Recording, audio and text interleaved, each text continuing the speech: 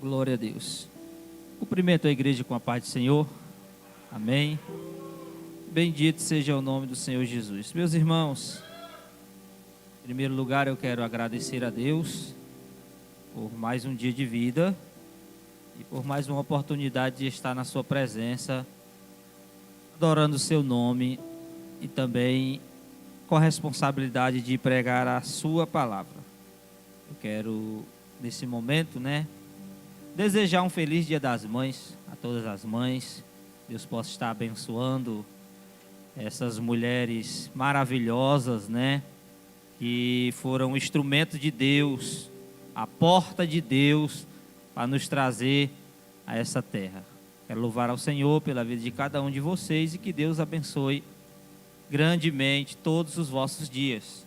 Quero também me dirigir ao pastor, aos obreiros, agradecendo aqui, pastor Carlos, pastor Soares, os demais obreiros, que estão essa noite aqui para adorar ao Senhor Jesus.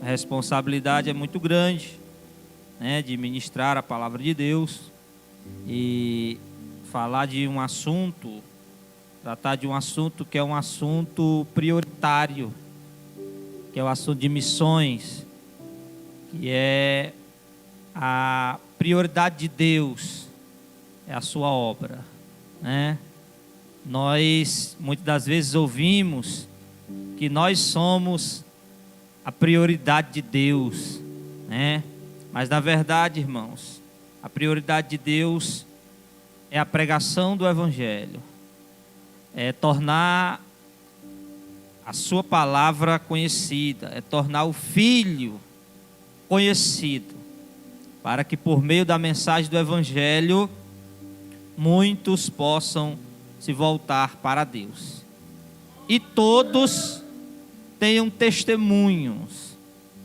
de Cristo, porque nem todos se voltarão para Cristo, mas todos terão testemunhos, mas todos eles conhecerão e eles não ficarão sem conhecer a palavra, sem ouvir o Evangelho, e farão as suas determinadas escolhas. Então, quando nós estamos tratando deste assunto, muitas das vezes, irmãos, é uma chamada à responsabilidade. Falar de missões é isso. É você chamar a igreja a responsabilidade que é nossa, é da igreja. Porque a Bíblia vai dizer que os anjos, eles atentaram para esta obra. Mas só que Deus outorgou essa missão e confiou essa missão à igreja. Essa é uma obra que Deus não vai fazer, presta atenção, que eu estou querendo dizer. Essa é uma obra que os anjos não vão fazer. Essa é uma obra que o mundo não vai fazer, que o governo não vai fazer, que as instituições não vão fazer. Porque esta obra é uma obra confiada à igreja. A obra de missões é uma obra facultada à igreja.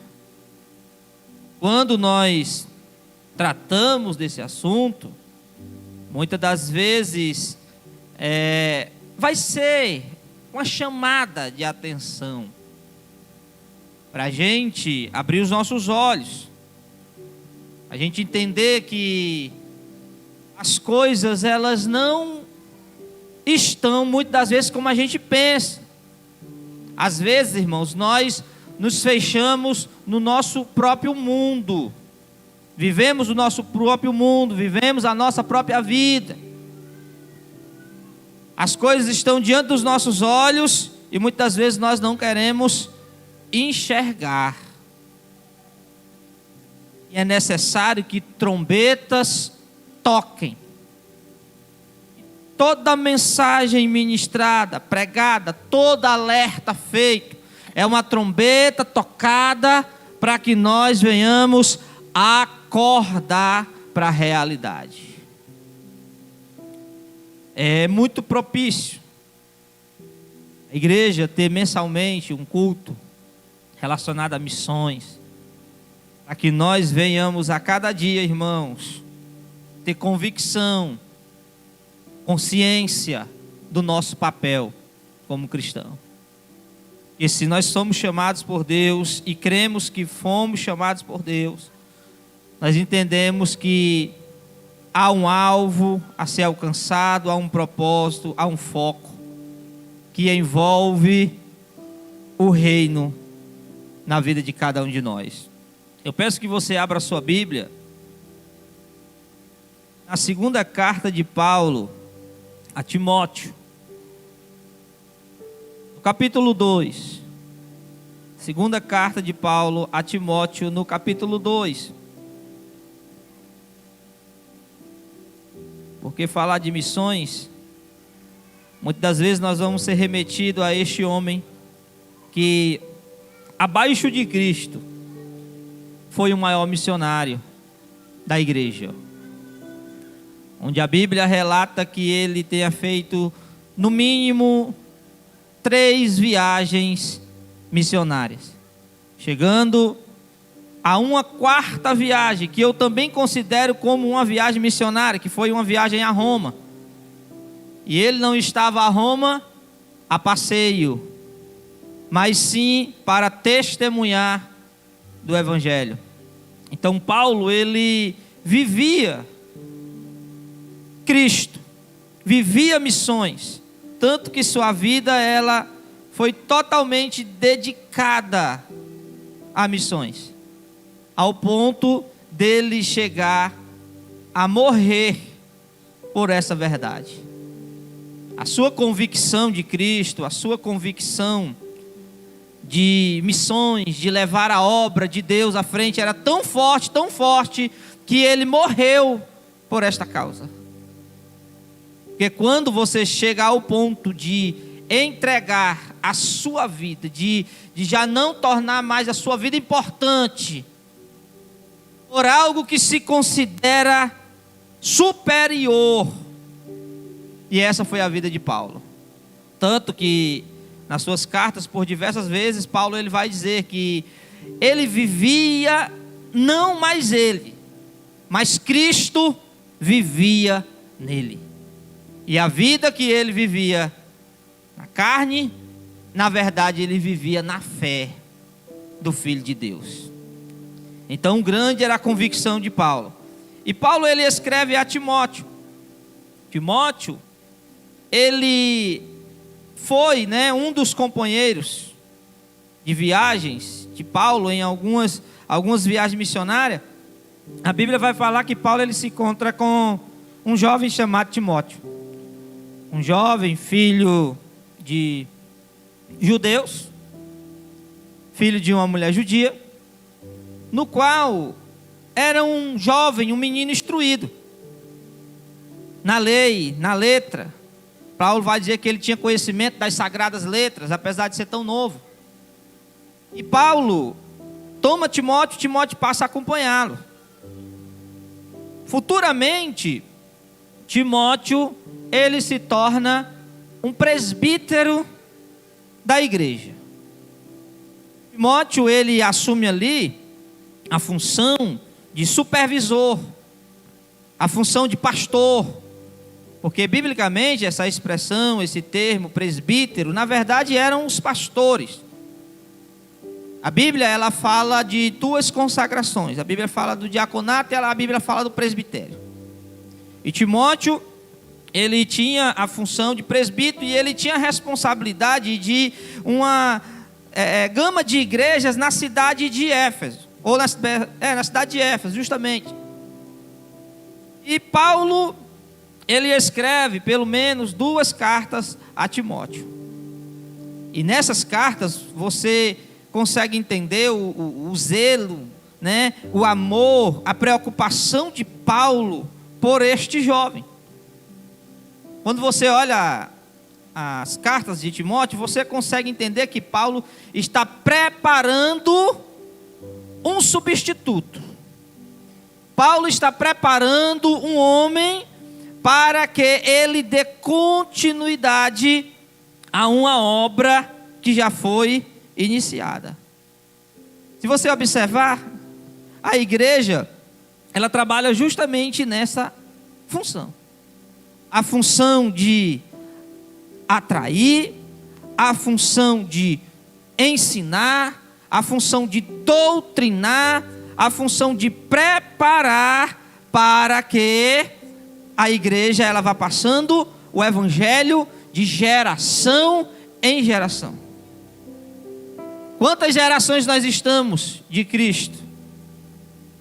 Levamos em considerações que uma geração tenha 100 anos. Nós estamos há praticamente 20 gerações. O evangelho chegou até nós. O evangelho chegou até os confins da terra. Veja que coisa tremenda. Uma mensagem pregada para uma comunidade simples, para uma comunidade de pescadores, para um povo humilde, um grupo minúsculo, reduzido de pessoas. E Jesus chega para ele e diz assim, ó, vocês vão até os confins da terra. Quem pode glorificar o nome do Senhor Jesus? E hoje a igreja ela está espalhada. Porque se você observar, até as nações, que elas não permitem que o evangelho entre. Por que elas não permitem que o evangelho entre? Porque elas conhecem o evangelho. Então, pelo fato de conhecer e de não aceitar a ideia, o ensino, a filosofia de Cristo, eles não permitem que o evangelho entre nas suas nações, pelo fato de que eles conhecem o evangelho. Então o evangelho está espalhado, irmãos. Ele se estendeu. As gerações, elas compreenderam e elas foram levando o evangelho, transmitindo o evangelho de uma geração para outra. Porque o evangelho não é uma coisa que morre em mim. A Bíblia vai dizer que o evangelho em nós é uma semente, e uma semente que vai produzir mais frutos. Mateus capítulo 13, a Bíblia vai dizer que o semeador saiu a semear. Muitas das vezes, sabe o que acontece? Nós estamos cheios de sementes nas mãos, mas nós não saímos a semear. Não basta ser apenas semeador. Não basta ter apenas a semente.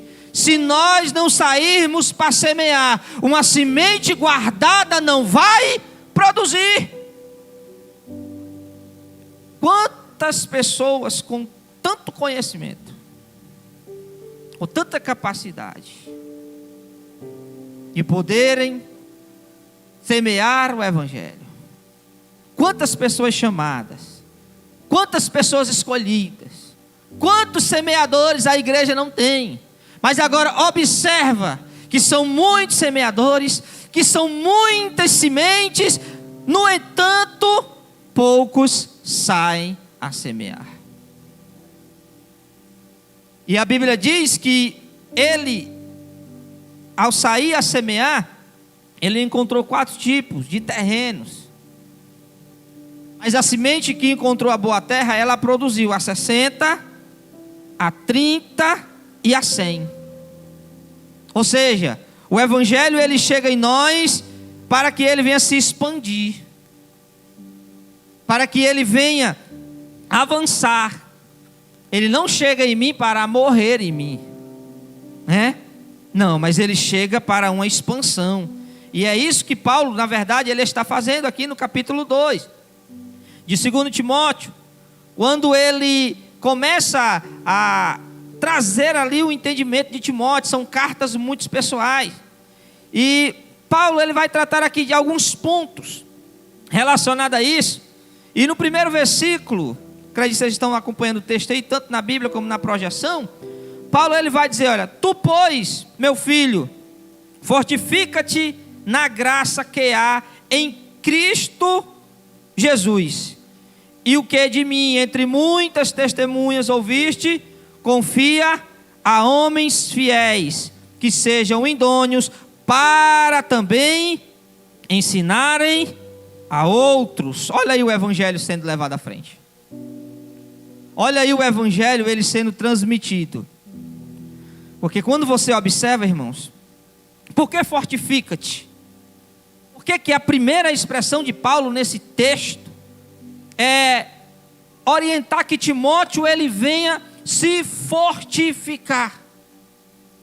Porque na verdade, irmãos, você viver o evangelho, você cumprir o propósito do evangelho, na maioria das vezes você precisa estar preparado.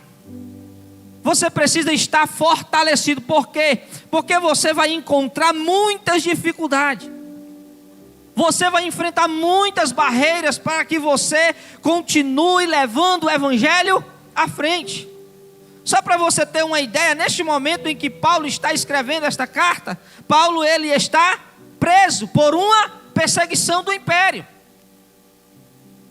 A história ela vai relatar que mais ou menos ali pelo ano 67, 68, os cristãos estavam sofrendo perseguição do império.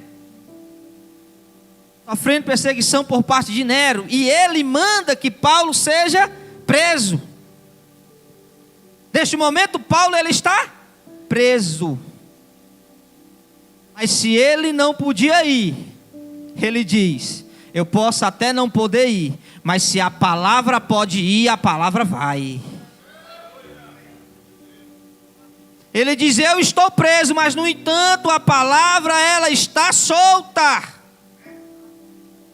Você vai ver lá em Atos 2, no evento lá do Pentecoste, onde houve aquele mover sobrenatural de batismo com o Espírito Santo, e a Bíblia vai dizer: e corria aquela voz.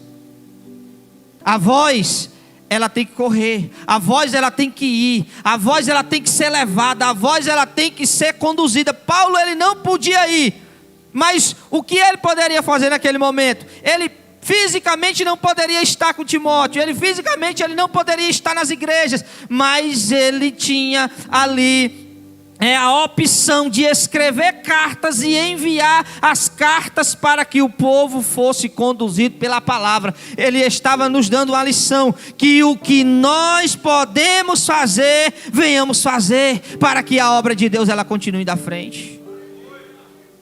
Porque muitas vezes, irmãos, nós queremos focar no que não podemos. Não se trata disso. Você não tem que focar naquilo que você não pode. Você tem que focar no que você pode. Ah, eu não posso fazer isso. Ah, eu não posso fazer aquilo. Ah, tá certo, você não pode. Mas e o que você pode? Porque sempre terá algo que nós podemos fazer pelo evangelho. Em vez de focarmos nas nossas limitações, em vez de focarmos nos obstáculos, nós devemos focar naquilo que cada um de nós podemos fazer. Mas agora, irmãos, fracos espiritualmente, ninguém faz nada na verdade. Sem ânimo, sem força de vontade, sem entusiasmo. Por isso que Paulo ele está dizendo: olha, Timóteo, fortifica-te em quê? Fortifica-te na graça, nela. Somente nela. Ela basta, ela é suficiente. Porque se nós olharmos, irmãos, para muitas coisas que podem acontecer ao nosso redor, isso não trará edificação para a nossa vida. Mas o que é suficiente para nos manter forte e de pé? A graça de Deus, ela é suficiente. Spurgeon, em um dos seus livros, ele vai dizer que a graça de Deus é como um oceano, e nós somos como uma piabinha. Nós somos como um pequeno peixinho. A graça é o imenso oceano, e nós somos como um peixinho pequeno. Por isso que a palavra de Deus, Paulo ele vai dizer assim, Deus ele vai dizer assim para Paulo, né? A minha graça te basta. Será que é suficiente todas as águas do oceano para um pequeno peixinho?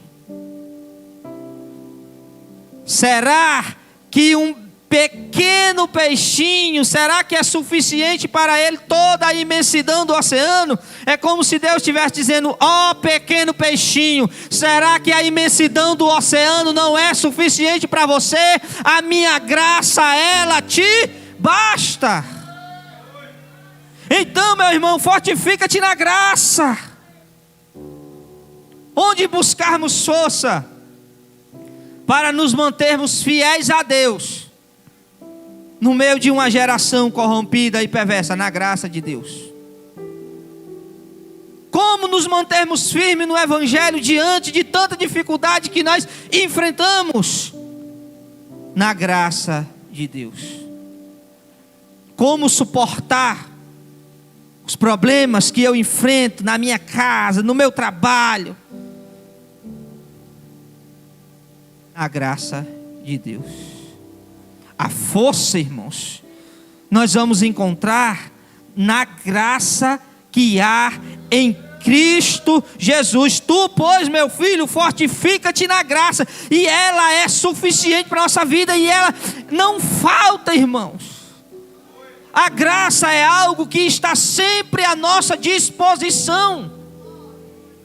A todo momento você não precisa pegar fila, você não precisa esperar dias, você nem precisa marcar na agenda o dia de se encontrar com a graça de Deus. Se nesse momento você fizer uma oração sincera, você se encontra com essa graça e você recebe fortaleza para a sua vida, que pode glorificar o nome do Senhor Jesus.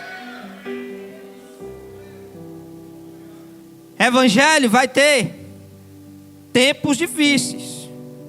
Tempos difíceis.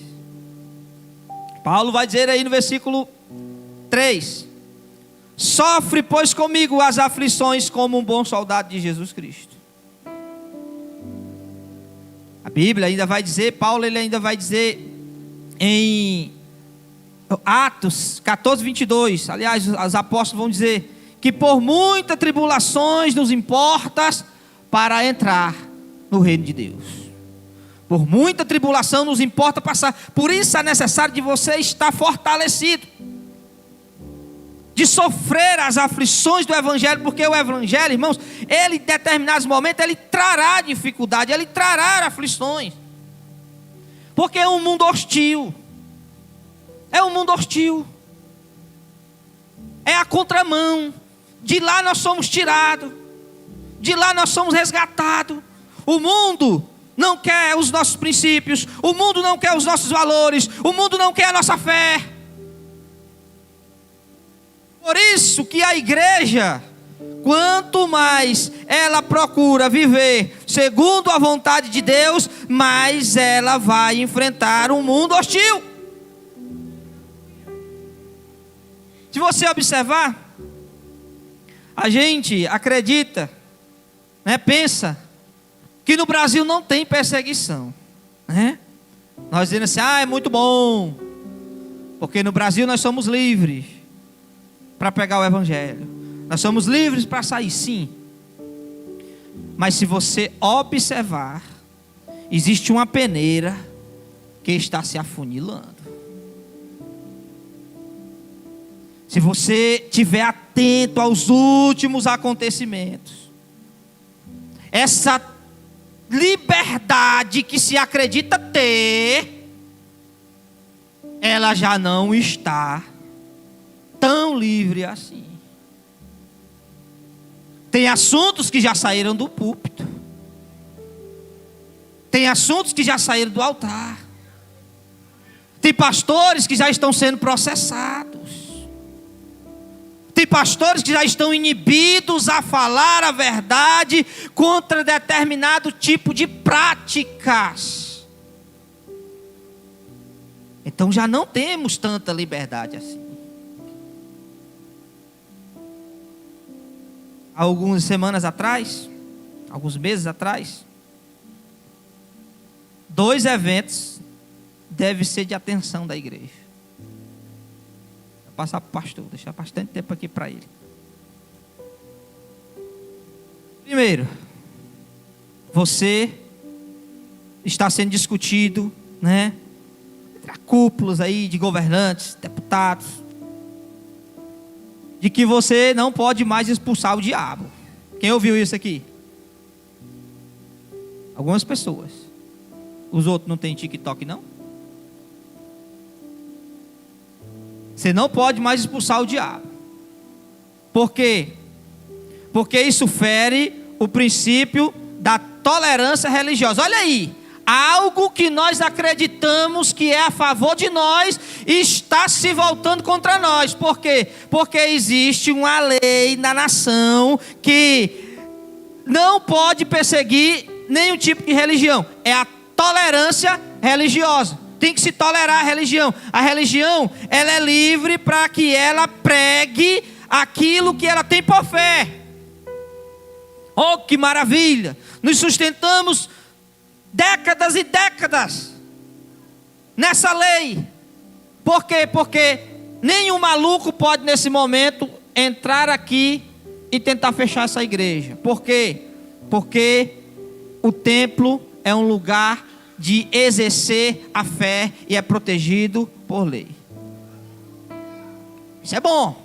Mas olha aí, não se pode praticar intolerância religiosa. Então, eles estão discutindo, debatendo o quê? O satanismo é uma religião. Satanismo é uma religião. Tem seu doutrino, tem seus ensinos, tem sua doutrina, né? Tem a sua divindade com D minúsculo. E quando você expulsa o diabo, você está sendo intolerante contra o satanismo.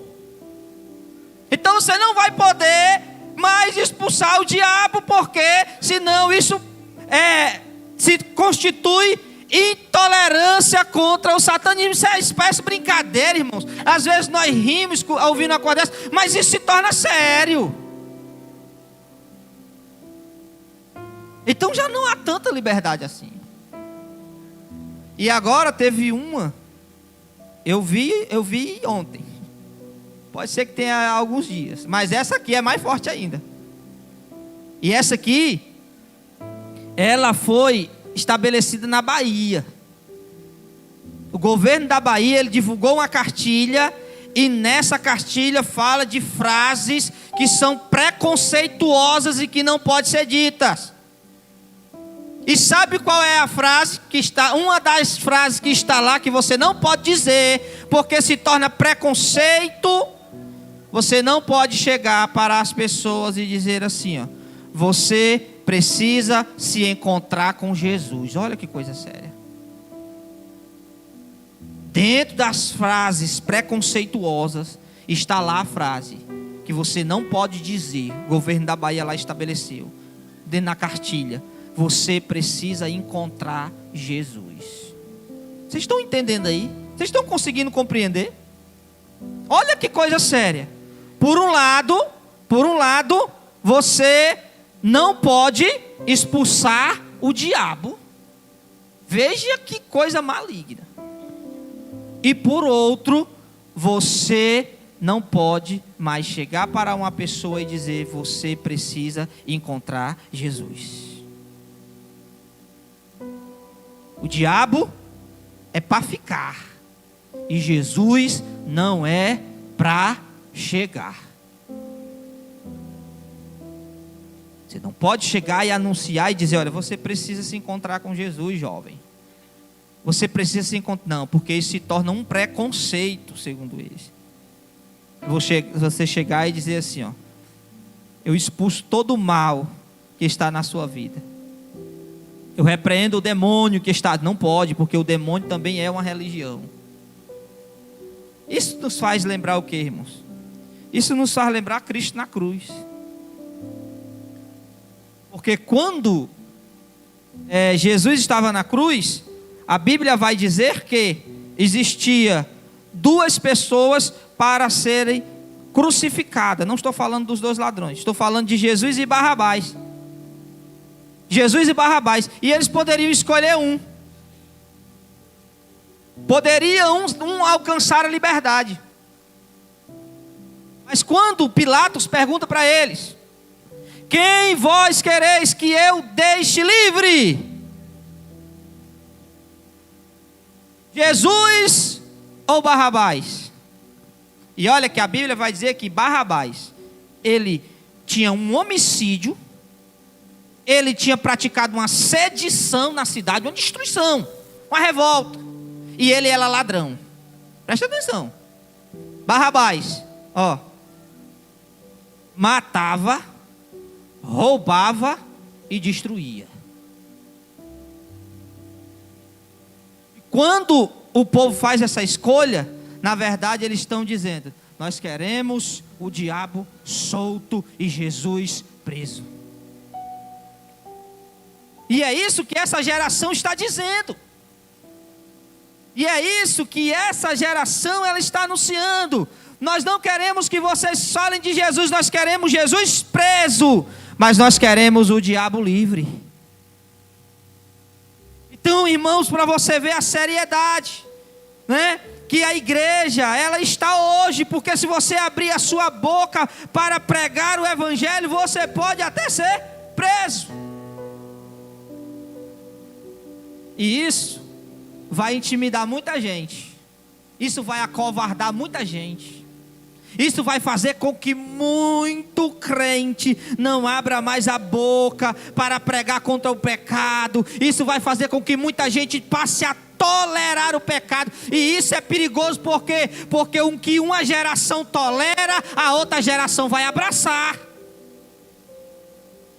Se a nossa geração se acovardar de pregar contra o pecado, a próxima geração, que será dos nossos filhos de neto, vai ser uma geração mais perversa do que a geração que nós nos encontramos hoje, que já é uma verdadeira Sodoma e Gomorra.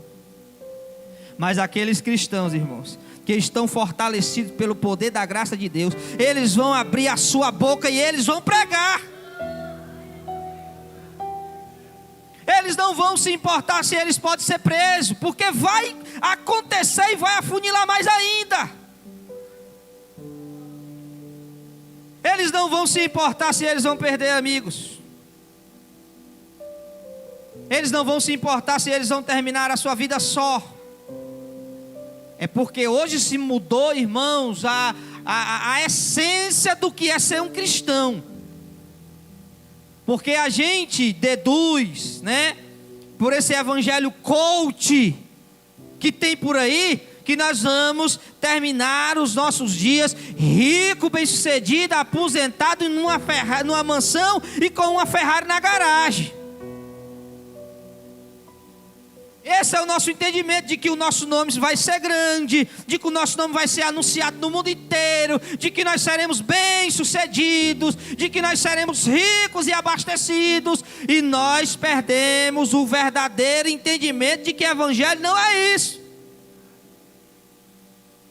De que evangelho é você cumprir o propósito de Deus estabelecido. Por isso que Paulo ele diz para Timóteo aqui: olha, Timóteo, não se embaraça, porque você é um militar. Não se embaraça, você é um militar. Aquele que milita não se embaraça com os negócios dessa vida. Veja a expressão que ele usa: milita, militar, luta. Você está alistado no exército. Você está alistado no exército. E você não guerreia em causa própria. Você guerreia na causa de Cristo. Você guerreia por uma causa maior. Louvado seja o nome do Senhor Jesus. Porque o teu objetivo é agradar a quem? Nosso objetivo é agradar a quem? E olha, irmão, que isso é sério. Porque a Bíblia diz, Paulo ele vai dizer, Tessalonicenses: se quisermos agradar aos homens, nós não seremos servos de Jesus Cristo. Se buscarmos agradar aos homens, nós não seremos servos de Jesus Cristo. Porque o nosso objetivo, que Paulo fala no texto, é a fim de agradar aquele que o alistou. Isso é forte, irmão. Isso é forte. a fim de agradar aquele que o alistou para a guerra. Aleluia. Pergunta para o irmão que está ao teu lado: você está alistado? Você está alistado, meu irmão? Você foi alistado para a guerra ou não? Porque aquele que foi alistado, ele procura agradar aquele que o alistou. E não se embaraça com os negócios dessa vida. O que é o embaraço? O embaraço é tudo aquilo que te impede a chegar no objetivo. Tudo aquilo que te impede a chegar no objetivo proposto por Deus para você. É muito fácil identificar o embaraço, irmãos. É muito fácil identificar o embaraço. Porque ele pode vir pintado de ouro, ele pode vir belo, ele pode vir bonito, ele pode vir de qualquer maneira e forma. Se você olhar e dizer assim: isso está impedindo de eu chegar, de eu cumprir o meu propósito, de eu cumprir o meu ministério, de eu fazer a obra de Deus, de eu agradar a Deus, isso está empatando a minha salvação, isso está minando a minha vida de oração, isso está tirando o desejo de ler a palavra, é um embaraço. Tudo. Ah, é de Deus para a minha vida. De Deus e te tirando da presença de Deus. Algo dado por Deus que te tira da presença de Deus. Não pode. Porque o que é de Deus para a tua vida te leva a Deus. Te conduz, te torna mais crente, te torna mais desejoso dele.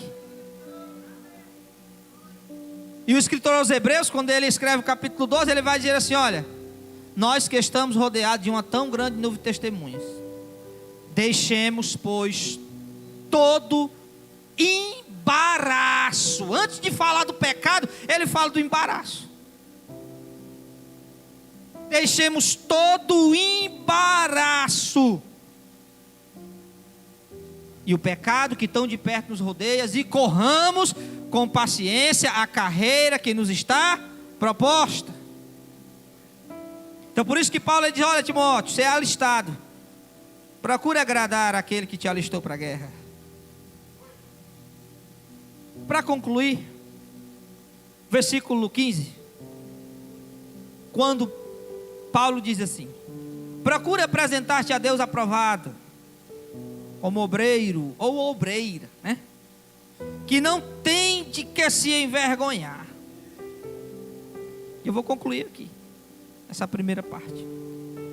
Procura apresentar-te a Deus aprovado como obreiro de que não tem do que se envergonhar.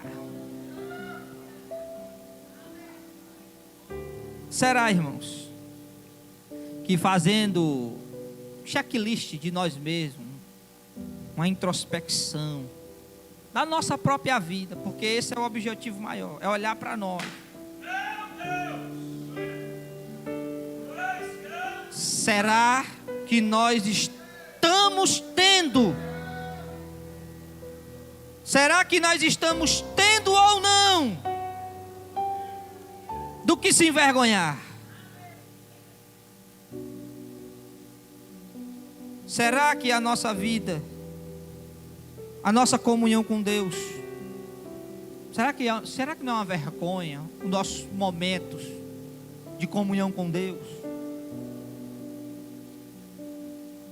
A nossa vida de oração, como é que está a nossa vida de oração? Irmão, nada, minha vida de oração está uma vergonha. Como é que está o nosso momento com a palavra de Deus? Nada, minha leitura da Bíblia, irmão, dá até vergonha de dizer. Como é que está a nossa vida de serviço? Cristão, dedicação à obra, dedicação ao ministério, que nós estamos engajados. Porque o que Paulo está dizendo é: procura apresentar-te a Deus como um servo que não tenha do que se envergonhar. é que está o nosso testemunho? É nós, irmãos, olharmos para todas essas coisas e chegarmos a um padrão, e chegarmos a um patamar que essas coisas nos tragam glória e não vergonha, porque isso será totalmente necessário para que o Evangelho ele avance, para que o Evangelho ele venha chegar, irmãos, na nossa geração e nas gerações futuras, ele venha chegar vivo, ele venha chegar inteiro, ele venha chegar bíblico, ele venha chegar ortodoxo, seus princípios não venham ser negociados, não venham ser transformados no meio do caminho, porque a Bíblia vai dizer, irmãos, que os seus testemunhos eles são eternos. Eternos. Aquilo que era mandamento para os cristãos da igreja primitiva deve ser mandamentos para a igreja do arrebatamento também. E é com homens e mulheres fortalecidos na graça de Deus que esse objetivo ele vai ser alcançado e concretizado. Que Deus em Cristo possa estar abençoando poderosamente a vida de cada um de vocês. Já agradeço aqui a oportunidade e passo o trabalho para o pastor no nome de Jesus.